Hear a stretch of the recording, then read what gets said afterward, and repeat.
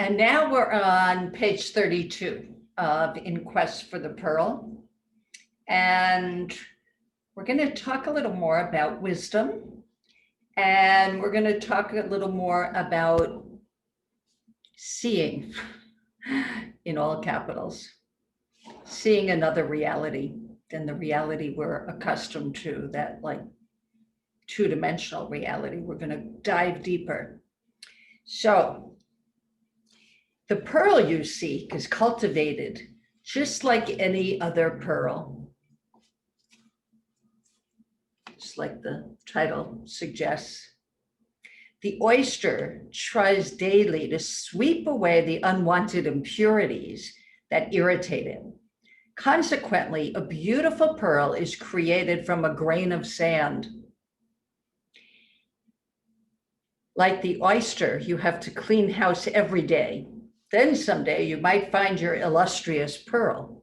In other words, I am saying, be like the oyster and sweep away yesterday's impurities and free yourself from yesterday's. Sid spoke a lot about the past being nothing. It's gone. It doesn't exist. It no longer exists. And how many people get so caught up in reviewing the past and making themselves miserable because they wish they had done something different or said something different, or bringing up the past argument that they had with their partner. Boy, that really helps things, doesn't it? But yet when people are really low, when they're in a really bad state of mind, that's where they go. They start slinging mud from the past. Well, the more you can see how nonsensical that is, the freer you will be of it. It like frees you from being tethered to the past. Oh, there's nothing better than that. Honestly. And then they start talking about this character, literally, he sounds like a character, Charlie, someone Jonathan knew. And he'll sound familiar to you. Either you've been there pulling these same sorts of shenanigans, or you know someone who has. So there was a certain gentleman called Charlie who was very proud of the fact that he had been taught to question, analyze, and argue as a way of life. His existence was one debate after another.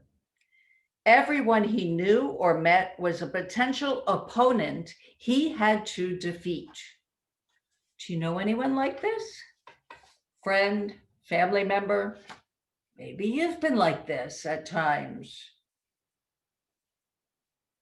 Anyway, it's a little sad because Charlie soon began to lose control of his drinking and his life.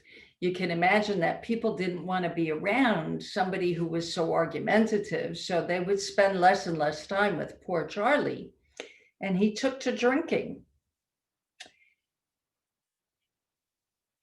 But it didn't take poor old Charlie long before he realized he had come upon an adversary who was quite different from anyone he was used to. Fear ran through him as the seer commanded. Look at what you are doing right now. Listen to yourself. Kind of caught him off guard. And